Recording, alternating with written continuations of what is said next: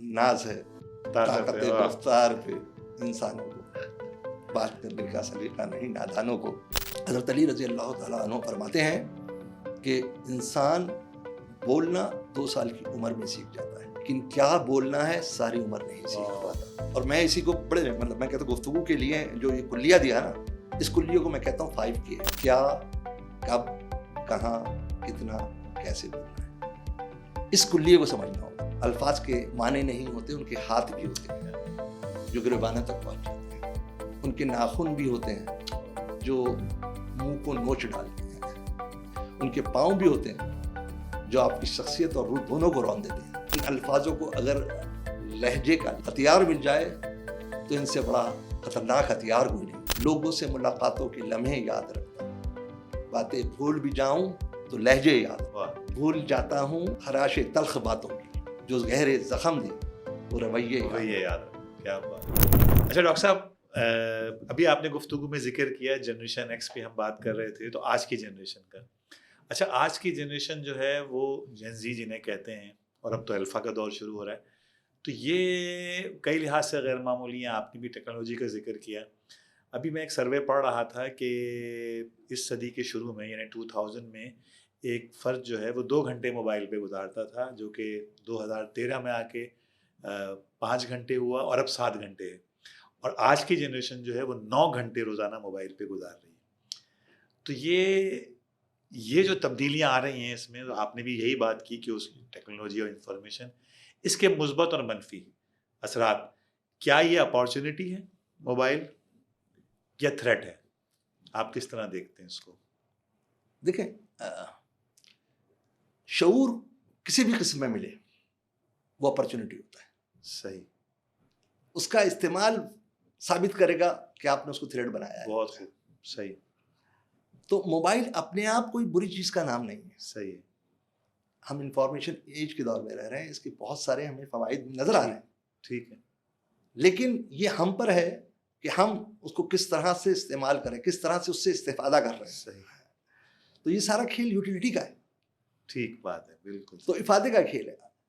अच्छा, आपने जो बात फरमाई कि उसका वक्त इतना गुजर रहा है, बेशक, और मैं अक्सर वालिदैन से और जो पिछली जनरेशन है उससे नई जनरेशन के बारे में ये सुनता हूँ कि जनाब वो इसकी वजह से बेरा रवि का शिकार हो गए हैं, वो नाफरमान हो गए हैं, वो केयरलेस हैं, वो बात सुनते नहीं हैं। हो सकता है किसी हद तक उनकी बात में सदाकत भी हो, लेकिन हमें ये भी सोचना चाहिए कि जब दौर बदलता है, हालात बदलते हैं, ज़माना बदलता है, तो रवैये भी बदलते हैं। सही। और हमें अपने रवैये पे गौर करना चाहिए, यानी हमारी जनरेशन को कि जो नई जनरेशन पर एक इल्ज़ाम लगा रही है नाफरमानी, बेरा रवी का, तो मैं समझता ये हूँ कि हमें गौर करना चाहिए कहीं ऐसा तो नहीं है कि हम उनके शऊर से खाइफ हैं। हम क्योंकि उनके दौर इंफॉर्मेशन एज है, ये मैं इसको सतही मालूमात ज़रूर कहता हूँ कि तिलाती मालूमात या मालूमाती दौर है। नीरी मालूमात कह लें आप उसको, लेकिन इसमें कोई शक नहीं कि इसने उनकी इस मालूमात में इजाफा किया। ठीक है। उनको किसी हद तक खुद एतमादी दी है। ठीक है। और ये भी मैं तस्लीम करता हूँ कि उन्हें खुद मुख्तार भी बनाया है। सही। वो सवाल उठाते हैं जिनका जवाब इनके पास नहीं होता। मसला सारा यहाँ से शुरू होता है। अब आप उस मकाम पे आ गए कि जहाँ मैं आपको वहाँ लाना चाह रहा था, कि वो सवाल उठाते हैं और सवाल का जवाब शऊरी मांगते हैं, दलील मांगते हैं, लॉजिकल मांगते हैं, मंतकी मांगते हैं।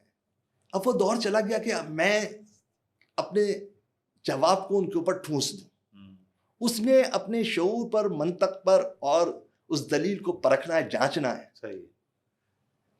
वो उसके उस मंतक और उस शऊर के मुताबिक होगी तो वो उसे तस्लीम करेगा। सही। वरना वो रिफ्यूज कर देगा, और जब वो रिफ्यूज करता है तो हम नाफरमान कहते हैं।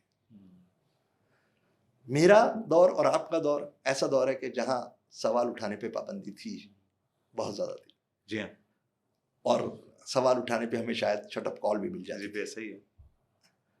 क्योंकि ہم اس کو سلیقہ ادب میں کاؤنٹ کرتے تھے کہ یہ ادب ہے کہ آپ نے بالکل سوال نہیں کرنا. دوسری بات یہ کہ ہم سارے سر تسلیم ہم کرتے تھے, جواب کچھ بھی ملے بس وہی صحیح ہے. ہم پرکھتے جانچتے نہیں تھے. بالکل ایسا ہی. ہمیں تحقیق کا مادہ نہیں تھا. تحقیق کا مادہ نہیں تھا, تو ہمیں اس لحاظ سے تو ان کو انکریج کرنا چاہیے. صحیح. لیکن ایسا بھی ہے کہ جو وہ خود مختاری اور خود اعتمادی اتنی بڑھ گئی ہے کہ وہ اب شرارت, جرت اور بدتمیزی کے فرق کو نہیں سمجھ پا رہے. صحیح, بالکل صحیح. وہ جو باریک لائن ہوتی ہے اس کے درمیان وہ نہیں سمجھ پا رہے, اور یہ ان کو موبائل نہیں سکھائے گا. بالکل یہ میں نے اور آپ نے سکھانی تھی. ہم نے ان کو یہ فرق نہیں بتایا کہ تمہاری شرارت اور تمہاری بدتمیزی کے درمیان باریک لائن کیا ہے.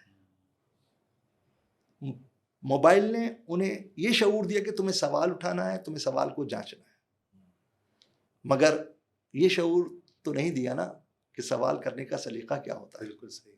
یہ سلیقہ ادب میں نے اور آپ نے سکھایا. بالکل صحیح. جو ہم نے نہیں سکھایا. ہم نے کیوں نہیں سکھایا؟ کیونکہ ہماری نظر میں ان کا سوال کرنا ہی نافرمانی تھا. ہم مکالمے کی حوصلہ افزائی نہیں کرتے. اور اس کی بہت بڑی وجہ یہ تھی کہ شاید اس کے شعوری سوالوں کے جواب ہمارے پاس نہیں تھے. ہم زچ ہو جاتے ہیں. تو ہم نے اسے بدتمیزی کا نام دے دیا, نافرمانی کا نام دے دیا, اور وہ گیپ بڑھتا چلا اور وہ گیپ بڑھتا گیا. اس کا صرف ایک ہی حل ہے, اور وہ یہ ہے کہ آپ کو ان کی جو مشاغل ہیں اس میں ان کے ساتھ شریک ہونا ہوگا, غیر محسوس طریقے سے. دوستی کے لیول پہ آنا ہوگا. غیر دوستی, اور یہ بڑا توازن کا کھیل ہے. دوستی اور جو وہ احترام کا پہلو اس کے درمیان توازن رکھ کے آنا ہوگا. ٹھیک ٹھیک. آپ غیر محسوس طریقے سے اس کے ساتھ موبائل پہ بیٹھے, غیر محسوس طریقے سے اس کے ساتھ لیپ ٹاپ پہ بیٹھے, اس کے دو فائدے ہوں گے. ایک تو آپ لرن کر رہے ہوں گے, دوسرا فائدہ یہ ہوگا کہ آپ کو اس کے مشاغل کا پتہ ہوگا. ٹھیک. اور جب آپ اس کو ساتھ ان پٹ دے رہے ہوگے تو اس کو یہ احساس نہیں ہو رہا ہوگا کہ یہ مجھ پر چیک ہے. بالکل. اس فاصلے کو کم کرنا ہوگا آپ نے. تو یہ وہ راستہ ہے جس پر ہمیں ضرورت ہے کہ ہم خود کو بھی تھوڑا تبدیل کریں. ہاں بالکل ٹھیک ہے, اپنے اوپر کام کریں. ہاں بالکل صحیح بات ہے. اس کے ہاتھ سے تو موبائل اب نہیں لیا جا سکتا لیکن یہ اپنے اوپر کام کرنے کی ضرورت ہے. اچھا ڈاکٹر صاحب, آپ کی بات کرتے کرتے مجھے ایک بڑا اچانک سوال آیا میرے ذہن میں, یہ تیاری نہیں تھی اس کی. آپ بہت اچھے کمیونیکیٹر ہیں ماشاء اللہ, آپ کی گفتگو سب کو اندازہ ہو رہا ہوگا. یہ کمیونیکیشن کے پیچھے کیا راز ہے؟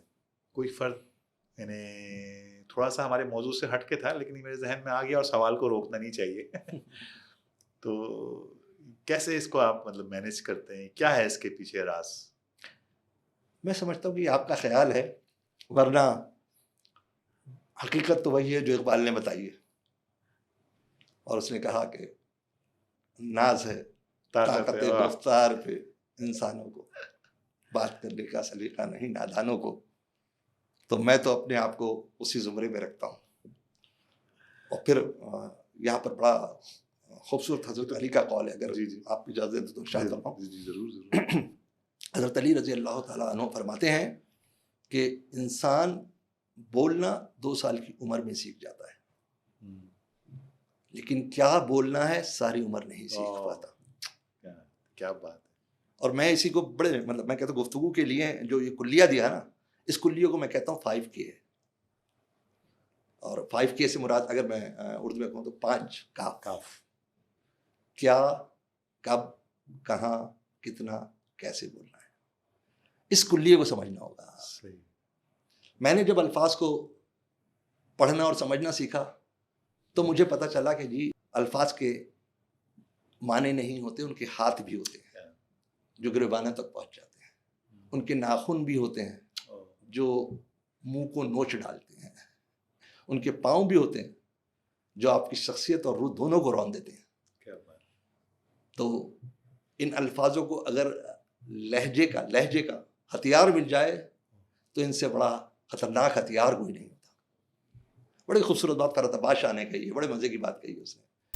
وہ کہتا ہے کہ لوگوں سے ملاقاتوں کے لمحے یاد رکھتا ہوں, باتیں بھول بھی جاؤں تو لہجے یاد، واہ بھول جاتا ہوں خراش تلخ باتوں کی، جو گہرے زخم دے وہ رویے یاد۔ وہی یاد رہا، کیا بات۔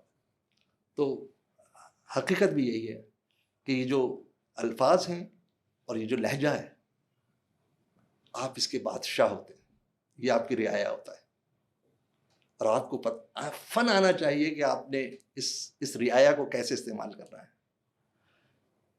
گفتگو جو مرکب ہے وہ مطالعے کا ہے، صحیح، سننے کا ہے اور دیکھنے کا ہے، یعنی مطالعے میں آپ کے پاس مواد ہو۔ صحیح، جب میں سننا کہتا ہوں تو میں یہ کہتا ہوں کہ آپ کو اللہ تعالیٰ نے ایک بولنے اور سننے میں نسبت عطا کی ہے، بالکل، 2 کان اور 1 زبان۔ تو اگر آپ سننے پہ توجہ رکھیں گے تو اچھا بولیں گے۔ تیسری آنکھیں دی ہیں اللہ تعالیٰ نے آبزرو کرنے کے لیے، صحیح، یہ جو آبزرو کر کے علم آپ کے دماغ تک منتقل ہوتا ہے اس کا بھی اخراج زبان سے ہوتا ہے۔ صحیح، تو یہ مرکب اگر آپ کے پاس ہے تو وہ ہے۔ ٹھیک ہے، اس پر بڑی خوبصورت بات مولانا مودودی نے لکھی ہے، ابھی مجھے آپ کی اس گفتگو کے دوران یاد آ گئی۔ جی جی، مولانا مودودی رحمۃ اللہ علیہ نے بڑی اچھی مثال دی۔ میں پڑھ رہا تھا ان کی کتاب کیا ہے، اس کے اندر انہوں نے جب ان سے سوال ہوا تھا کہ مولانا اچھی گفتگو کا راز کیا ہے، تو مولانا نے لکھا ہے کہ گلاس میں پانی ڈالو، گلاس بھرتا رہے گا، لیکن ایک وقت آئے گا جب وہ اپنی جو گنجائش ہے وہ پوری کر لے گا تو پھر چھلک جائے گا۔ صحیح، تو مولانا کہتے ہیں کہ یہ مثال بالکل ایسے ہی ہے کہ آپ مطالعہ کرتے جاؤ کرتے جاؤ کرتے جاؤ۔ قدرت نے آپ کے دماغ کو گلاس بنایا ہے، صحیح، جو کچھ آپ پڑھتے ہو مطالعہ کرتے ہو جمع وہ اس میں جمع ہو رہا ہے، اور جب وہ لبالب بھر جائے گا تو اس کو قدرت نے نکلنے کا ایک ہی راستہ دیا ہے، صحیح، اور وہ ہے زبان۔ واہ واہ، کیا خوبصورت بات، بالکل سمجھ میں، ساری بات ایک مثال سے سمجھ میں آ گئی، واہ۔ اچھا ڈاکٹر صاحب، ابھی آپ نے بات کی سید مودودی رحمۃ اللہ علیہ کی، سوال یہ ہے کہ ہماری سوسائٹی میں اس طرح کے بڑے آدمی، یعنی سید مودودی کا ایک نام ہے، حکیم سعید ہیں، ایون بھٹو صاحب ہیں، ان سے اختلاف کے باوجود ہماری سوسائٹی بڑے آدمیوں سے کیوں محروم ہو گئی ہے؟ یعنی ایون ہم اچھے کھلاڑی نہیں پیدا کر پا رہے، اچھے گلوکار نہیں پیدا کر پا رہے، ہمارے پاس معین اختر اور عمر شریف کا متبادل پیدا نہیں ہو پا رہا، تو یہ ہماری سوسائٹی بانجھ کیوں ہو گئی ہے؟ دیکھیں، یہ جو شخصیات ہوتی ہیں نا، یہ کہاں تخلیق ہوتی ہیں، ان کی درسگاہیں کون سی ہیں، ان کے کارخانے، ان کی فیکٹریاں کون سی ہیں؟ میں سمجھتا یہ ہوں کہ بڑی شخصیت 3 اداروں کی وجہ سے بنتی ہے۔ ایک گھر، دوسرا اس کی تعلیمی درسگاہ، صحیح، اور تیسرا معاشرہ۔ ٹھیک ہے، یہ شخصیت کو پروان چڑھاتے ہیں۔ اگر آپ کو کسی معاشرے کو جانچنا ہو یا کسی دور یا زمانے کو جانچنا ہو کہ وہ کیسا تھا، تو آپ وہاں کی شخصیت اٹھائیے، اس کا رہن سہن، اس کا تہذیب، اس کے کاروبار زندگی، اس کے معاملات، اس کے معمولات آپ دیکھ لیں، آپ کو معاشرے کا پتہ لگ جائے گا کہ وہ کیسا معاشرہ تھا۔ صحیح، آپ نے جو بھی نام لیے، مولانا مودودی رحمۃ اللہ علیہ کا نام لیا آپ نے حکیم سعید کا نام لیا، اور تھوڑا پیچھے چلے جائیں، علامہ اقبال، قائد اعظم، نہرو، گاندھی، آپ ان سب کے نام لیتے جائیں، لیکن اگر آپ ان سب ناموں میں کوئی چیز مشترک دیکھیں گے تو وہ زمانہ دیکھیں گے۔ یہ آگے پیچھے کی دہائیوں کے لوگ ہیں، ان کے سامنے معاشرے کی جو حالات تھے وہ ایک سے تھے، صحیح، اور اس معاشرے نے ان کی شخصیت کو پروان چڑھایا۔ صحیح، اب آپ ذرا اپنے ان درسگاہوں پہ آ جائیں جس کا میں نے تذکرہ کیا۔ میں نے آپ کو بتایا کہ ہمارا گھر کیا کر رہا ہے، بڑا آدمی بنانا سکھا رہا ہے، اور بڑے آدمی کی ڈیفینیشن وہی ہے جو میں نے آپ کو بتا دی، کہ بڑا گھر ہو، بڑی گاڑی ہو، عیش و عشرت ہو، یہ بڑی آدمی کی ڈیفینیشن۔ یعنی گھر مادیت پرستی کی طرف لے جا رہا ہے۔ درسگاہیں، اسکول، کالج، یونیورسٹی کیا کر رہی ہے؟ وہ بھی آپ کو ایک مادی انسان بنا رہی ہے۔ صحیح، ہماری درسگاہوں کے اندر، ہمارے اسکول اور کالج کے اندر ایک ہی چیز پر فوکس ہوتا ہے، وہ ہے مقابلہ. بالکل صحیح. فرسٹ آنا ہے، پہلے نمبر پہ کھڑا ہونا ہے، اور ہم اسی کو کامیابی تصور کرتے ہیں. بالکل صحیح ہے. یہی دراصل ہر جگہ مقابلہ پھر اس کی فطرت میں آ گیا. اب اگر کسی فرد کو 20 سال آپ صرف مقابلہ سکھاؤ اور اس کے بعد آپ اسے معاشرے میں بھیج کر اس سے توقع رکھو کہ وہ اجتماعیت کی بات کرے گا، واقعی تو خود غرضی کا بیج بو دیا ہم نے. میں یہی آپ سے بات کر رہا ہوں کہ آپ کے اگر درخت پر کڑوے کسیلے پھل اتر رہے ہیں تو دیکھنا یہ ہے کہ بیج کیا ڈالا تھا اور کیسے ڈالا تھا. بہت بالکل صحیح. آپ کیا کہیں گے اس شخص کو جو ببول کا درخت لگائے اور گلاب کی توقع کرے؟ بالکل صحیح. ہم بیج تو نفرت کا بوتے ہیں، توقع پیار و محبت کی رکھتے ہیں.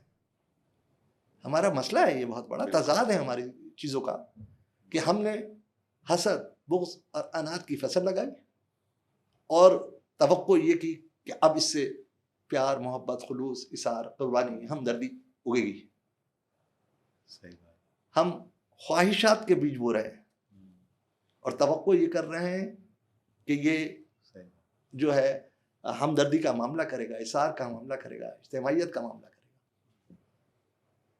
ساری 20 سال آپ نے اس کو اس کام میں لگایا ہے کہ تم نے پہلے نمبر پہ آنا ہے، تم نے مقابلہ جیتنا ہے، تم نے کامیاب ہونا ہے. ہمارا بچہ آج اگر فرسٹ نہیں آتا تو ہم اس کو کھڑا کر کر مثال دے رہے تھے، دیکھو وہ فرسٹ آیا، یعنی ہم اس کو جتا رہے تھے کہ تم ناکام ہو گئے.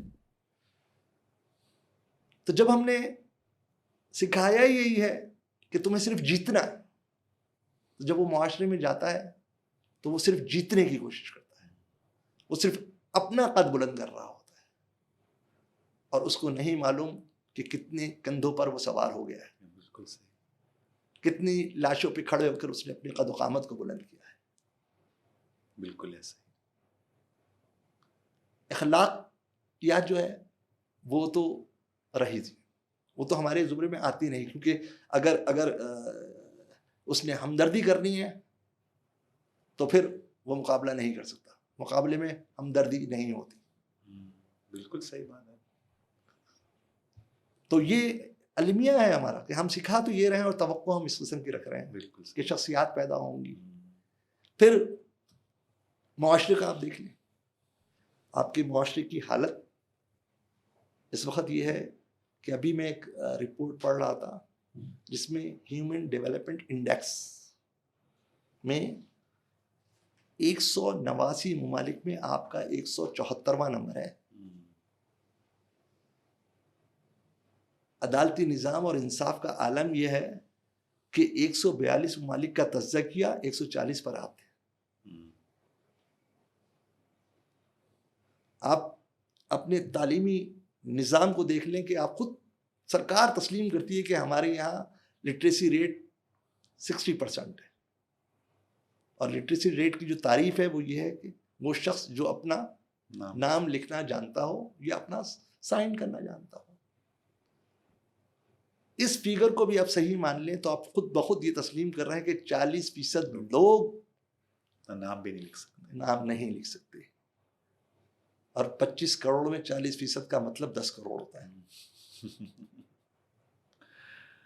تو 10 کروڑ انسان آپ کے وہ ہیں جو نام لکھنا نہیں جاتے. 22 ملین بچے اسکول سے باہر ہیں. آپ تعلیم پہ کیا خرچ کرتے ہیں؟ بجٹ میں 2% تعلیم پہ رکھا ہوا ہے، تعلیم کے نام پہ رکھا ہوا ہے. بالکل 40% اسکول اس ملک کے ایسے ہیں جہاں پر پانی کا اور نکاس کا انتظام نہیں ہے. بہت بڑی تعداد ہوتی ہے. تو ہوش ربا اعداد و شمار ہیں. آپ اگر سنیں گے تو حیرت ہوگی کہ اس ملک کے 80% عوام 80% صاف پانی کا پینے کا میسر نہیں ہے اسے. آپ کے یہاں ان تمام اگر آپ فگر لیتے جائیں گے تو معاشرے کی ایک پکچر بن جائے گی آپ کے سامنے. اور پھر آپ ایسے معاشرے سے توقع رکھتے ہیں کہ وہ اس قسم کی شخصیات کو پیدا کرے گا. پھر دوسرا جو طرفہ تماشا ہے وہ سرکار کا ہے. اس نے آج تک حقیقی لوگوں کو سامنے نہیں آنے دیا.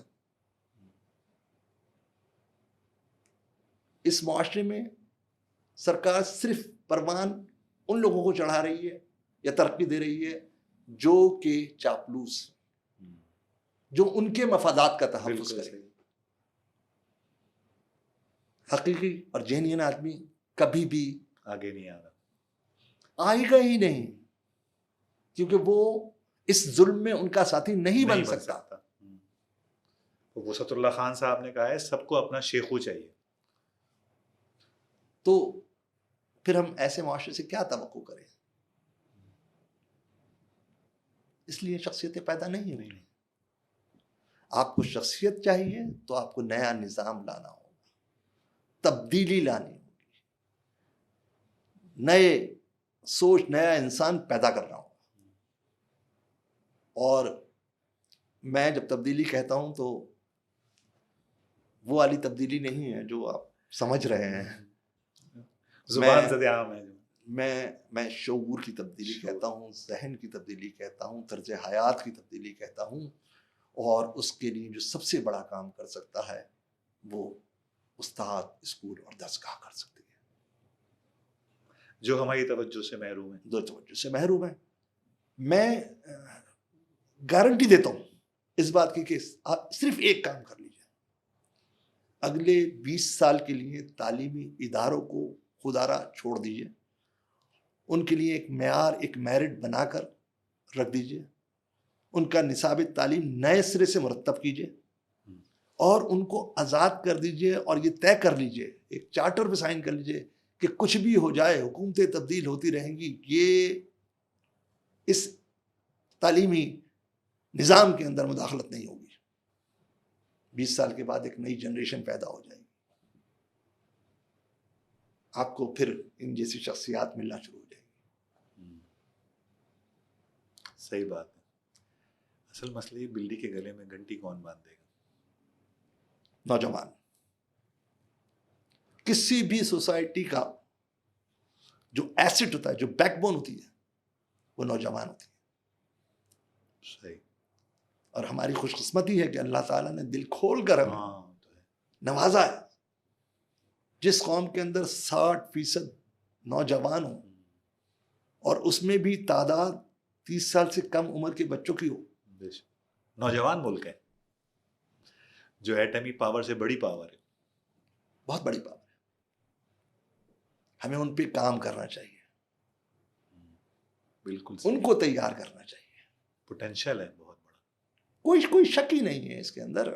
آپ کے جو نوجوان طبقہ ہے، آپ کو اپنے تعلیمی نظام کو درست کر انہیں وہ تعلیم دینی چاہیے جو جدید دور کی ضرورت ہے. میں یہ نہیں کہتا کہ کنونشنل ایجوکیشن چھوڑ دینا چاہیے، وہ اس کے ساتھ کام کرے گی. ٹھیک. Conventional education plus skill development education, ٹھیک ہے، تب قومیں ترقی کرتی ہیں. ایڈم اسمتھ نے کہا تھا نا، کہ اس نے کہا تھا کہ اگر کسی معاشرے کو خوشحال ہونا ہے تو وہ اپنی پروڈکٹیوٹی صلاحیت بڑھائے، پروڈکٹیوٹی کو بڑھائے، ایفیشنسی کو بڑھائے. اصول ہے، علم سیدھا اصول، اس میں کوئی مطلب راکٹ سائنس نہیں ہے. صحیح. تو اگر ہمیں راہ راست پہ آنا ہے اور ہم حقیقی معنوں میں ان شخصیات سے پیار کرتے ہیں اور ایسی شخصیات پیدا کرنا چاہتے ہیں تو پھر صحیح ہے، یہ جو کڑوی گولی ہے وہ کھانی پڑے گی. بہت شکریہ. اچھا ڈاکٹر صاحب، خاصی باتیں ہو گئیں، تھوڑا سا ہم حالات حاضرہ پہ بات کریں گے اور بالخصوص پاکستان پہ. ابھی اسکرین پہ آپ ویڈیو دیکھ رہے ہوں گے، یہ ایک چھوٹی سی تصویر ہے ہمارے معاشرے کی. ہمارے معاشرے کی ایک تصویر تو وہ ہے کہ فیصل آباد میں ایک لان کی سیل کے اوپر لوگ ٹوٹ پڑتے ہیں، وہ ویڈیو بھی اسکرین پہ نظر آ رہی ہوگی. اور دوسری تصویر یہ ہے کہ 2 فیملیز جو ہیں، ایک اچھی کھاتی پیتی فیملیز ہیں، ایک اچھے ریسٹورنٹ میں آپس میں نبرد آزما ہے، اور ہمارا پورا معاشرہ یہی منظر پیش کر رہا ہے کہ ہر فرد جو ہے سڑکوں پہ لڑائیاں، سپریم کورٹ میں لڑائی، پارلیمنٹ میں لڑائی، یونیورسٹیز میں لڑائی، تو یہ اتنے دست و گریباں کیوں ہیں لوگ؟ یہ قوت برداشت، یہ تحمل کیوں ختم ہو گیا ہماری سوسائٹی سے؟ آپ نے کہا کہ تحمل مزاجی کا فقدان ہو گیا ہے، جی، عدم برداشت کا ماحول ہے. میں اس کو یوں رکھتا ہوں آپ کے سامنے کہ اگر عدم برداشت ہے تو کوئی باعث تشدد بھی تو ہوگا. بالکل صحیح. تو ہمیں پہلے ڈھونڈنا ہوگا اس باعث تشدد کو. تاخیر ہوتی ہے تو کچھ باعث تاخیر ہوتا ہے. ہاں بالکل صحیح. تو ان وجوہات کو دیکھنے کے لیے، ان وجوہات کو سمجھنے کے لیے آپ کو اپنے معاشرے کا پوسٹ مارٹم کرنا ہوگا. صحیح. ان کے حالات، واقعات کے بخیے ادھیڑنے ہوں گے، اور جب آپ اس کے بخیے ادھیڑنا شروع کریں گے تو وہ وجوہات سامنے آ جائیں گی کہ عدم برداشت کی وجہ کیا ہے. ہم نے اپنے پورے معاشرے کو اس وقت مادیت پرستی پہ لگایا ہے. ہم نے لوگوں کو صرف مقابلہ سکھایا ہے، جیتنا سکھایا ہے، کامیابی سکھائی ہے، جس نے ان کے اندر ایک خلجان پیدا کر دیا ہے. جب ہماری خواہشات نفس بڑھ جاتی ہیں نا اور خواہشات کا انبار لگ جاتا ہے تو اپنی خواہشات کو پورا کرنے کے لیے ہم ہر قسم کا کام کرنے کو تیار ہو جاتے ہیں اور ہم جیتنا چاہتے ہیں. اس جیتنے کے عمل میں ہمیں اندازہ ہی نہیں ہوتا کہ ہم نے کتنے لوگوں کی تضحیک کر دی، کتنے لوگوں کو پیچھے دھکیل دیا. تو عدم برداشت وہاں سے پیدا ہو رہی ہے. صحیح. تشدد ہمارے خود بخود آ رہا ہے، اور تشدد آتا اسی وقت ہے جب آپ اپنی خواہشات کو حاصل کرنے میں ناکام ہو رہے ہوتے ہیں. بالکل صحیح. اب وہ جو ناکامی کا پہلو ہے جو ہمیں سکھایا گیا کہ تمہیں ناکام نہیں ہونا، وہ تلخ ہوتا ہے ہمارے لیے. وہ ہمارے معاشرے میں اس وقت موجود ہے. ہم ہر طرح سے جیتنا چاہتے ہیں، ہم ہر طرح سے آگے بڑھنا چاہتے ہیں، ہم ہمیشہ فرسٹ آنا چاہتے ہیں، کیونکہ ہم نہیں سمجھتے کہ ہم اس دنیا میں دائرے میں ہیں. ہم اپنے آپ کو قطار میں سمجھتے ہیں. کیا بات ہے! ہم اپنے آپ کو قطار میں سمجھتے ہیں، اور قطار میں لوگ آگے پہلے نمبر پہ شخص ہوتا ہے اور ایک آخری نمبر پہ شخص ہوتا ہے. دائرے میں سب ایک دوسرے کے آگے پیچھے ہوتے ہیں. دائرے میں کوئی نمبر ایک نہیں ہوتا. تو یہ جو سلسلہ ہے اس کی وجہ ہے. تعلیمی نظام آپ کا مقابلہ سکھا رہا ہے، معاشرہ آپ کا مقابلہ سکھا رہا ہے، گھر مجھے مقابلہ سکھا رہا ہے. تو جب میں ہر طرف میرٹ اور مقابلے پہ بات کرتا ہوں اور کامیابی پہ بات کرتا ہوں تو پھر مجھے صرف جیتنا ہوتا ہے اور باقی سب نے ہارنا ہوتا ہے. جیت ہار کا کھیل چل رہا ہے. ہم نے اپنے قدرے، اپنے معیار بدل لیے ہیں. ہمیں صحیح کرنا ہے تو ہمیں اپنے معیارات کو پہلے صحیح کرنا ہوگا. بالکل. ان قدروں کو صحیح کرنا پڑے گا. دوسری اہم بات یہ ہے کہ ہمارے معاشرے میں فیل کرتا ہوں کہ اس ٹیکنالوجی نے جو کام کیا ہے نا، وہ یہ کام کیا کہ دنیا کو تو میرے سامنے کھولا ہی کھولا ہے. عشرت بھی، رعنائیاں، رنگینیاں بھی کھولی، خواہشات کو بھی میری بڑھا دیا. صحیح. اور میرا المیہ یہ ہے کہ میں تسکین نفس کو جو پاتا ہوں وہ مغرب میں پاتا ہوں اور رہتا مشرق میں.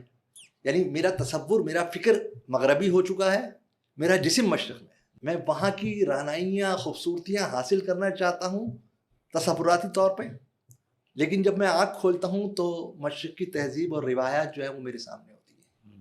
وہ میرے پاؤں کی زنجیر بنی. اور مجھے اس بات کو تسلیم کرنے میں کوئی مطلب شرم نہیں ہے، کوئی جھجک نہیں، کوئی آر نہیں ہے کہ ہم نے اپنی تہذیب کی اقدار کو وہ تحفظ نہیں دیا،